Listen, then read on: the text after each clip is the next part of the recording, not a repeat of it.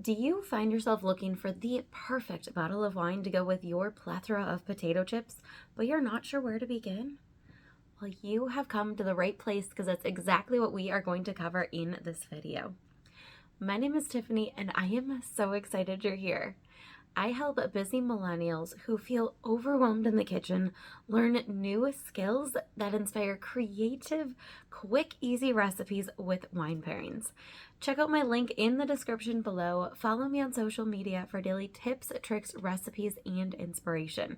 And while you're there, hit that subscribe button because I'm dropping videos like this every week, and I would hate for you to miss out on the next tip or trick shared right here inside my tasting room. I look forward to connecting more right here as well as on other social media platforms. In this video, we are going to cover 8 common potato chip flavors and which wines pair best with them. But that's not all. I also have a super simple strategy that is going to help you elevate your next meal by creating the perfect beverage pairing experience. So be sure to stick around until the end. Let's get started. So the first potato chip flavor that we are going to dive into is classic. So this potato chip, whether you are looking at just actual classic or the ripples, ridges, crunchy, it's just going to be filled with a salty, fatty deliciousness. And with those salt and fat flavors, you want to grab yourself a bottle of bubbly to go along with that. So one of my go-tos is Prosecco. You could grab champagne or any other sparkling wine. Just make sure that it is dry and carbonated. Now, fun fact for you.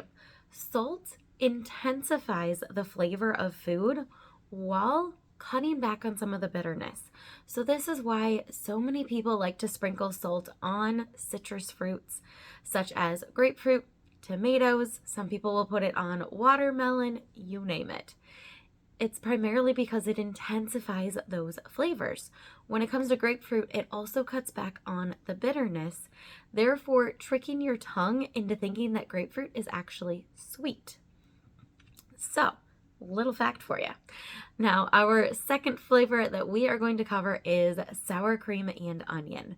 Now, with these creamy, herby flavors, you want to have a crisp white wine to complement that. So your go-tos are going to be a Chardonnay, or for my red wine drinkers, a Cabernet Sauvignon goes very well when it's herby flavors, not just with potato chips.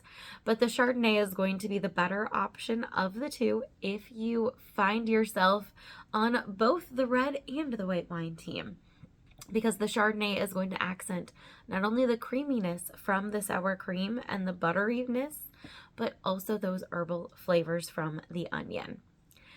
Now, before we jump into our next grouping of potato chips, I want to hear from you.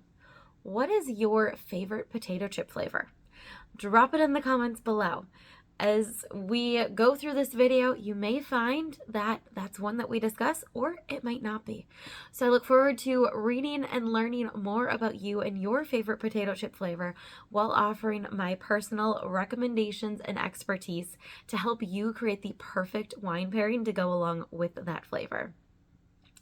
Our third potato chip flavor is barbecue. Now, when you think barbecue, this could come in a lot of different ways. Just like barbecue sauce. It could be on the sweet side with honey. It could be on the savory side with garlic, onion, maybe some smokiness. But one thing that all barbecue chips specifically have in common is sugar. They are all sweet. It might be super sweet or a sweet heat with a little bit of spice, but there's always going to be sugar. So focusing on that sugar aspect, you want to have an equally sweet wine to go along with.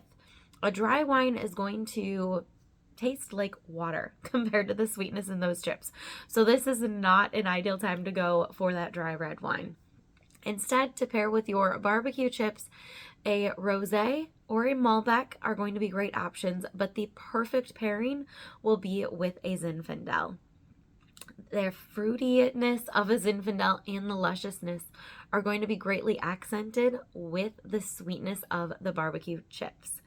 But just like with barbecue meats, a Malbec and a rosé are also great options. Now the fourth one, which is one of my personal favorites, is salt and vinegar.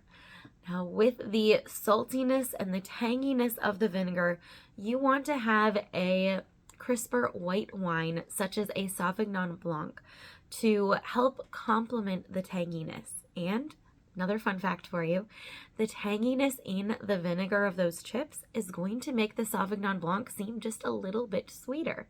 So you normally might see that as a dry wine, but when you pair it with the salt and vinegar chips, it turns into more of a semi-sweet experience, completely changing what your taste buds thought they knew.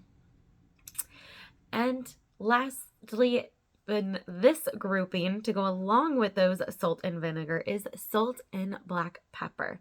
Now this is a newer flavor, but gaining great popularity, especially when it comes to making your own veggie chips, because it's so easy to season them. Now, when we think about wine pairing in general, a tip to remember is that like matches like.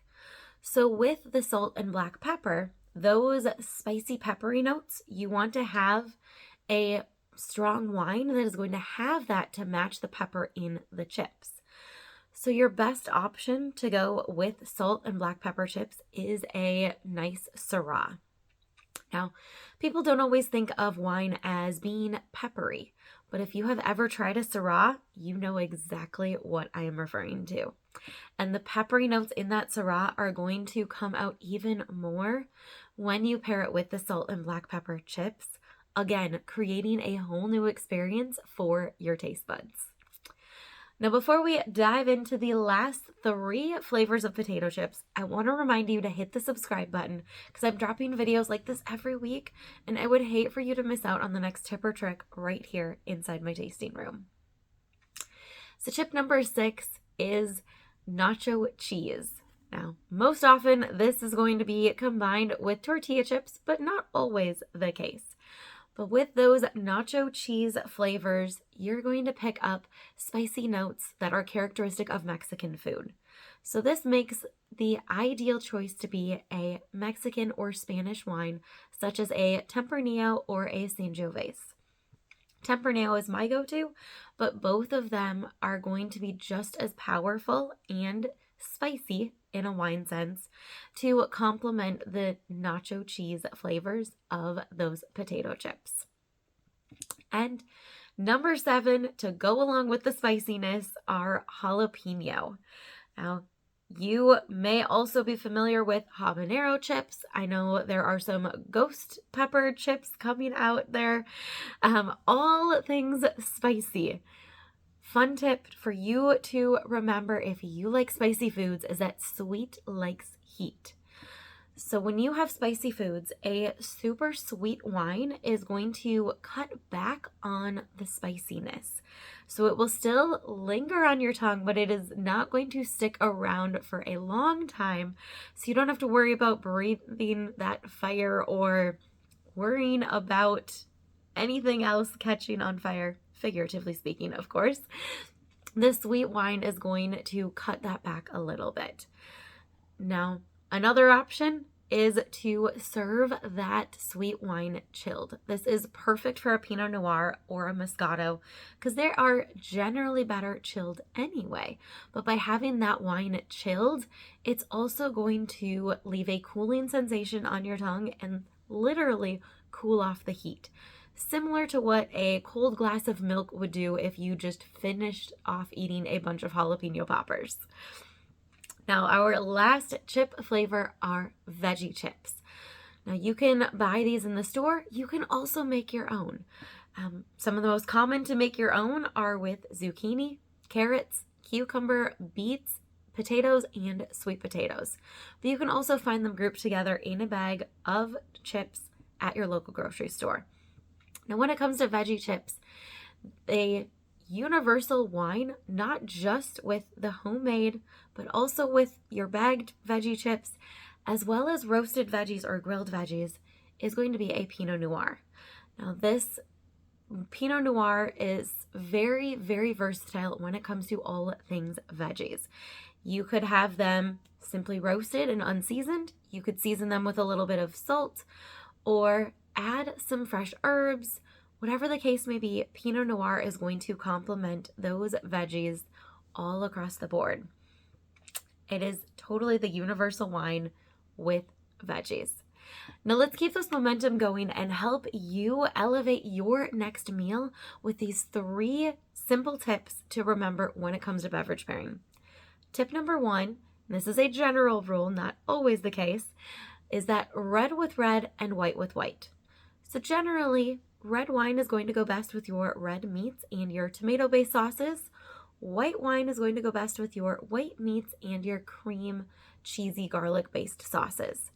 But that is not always the case, and that leads us to tip number 2, which is to consider your sides and seasonings. Now, when it comes to the sides and seasonings, these can make or break your pairing. For example, you might find yourself grilling a steak with some garlic, cracked black pepper, maybe a little bit of basil on there. Now, grilled steak typically goes best with a red wine such as a Cabernet Sauvignon or a Syrah.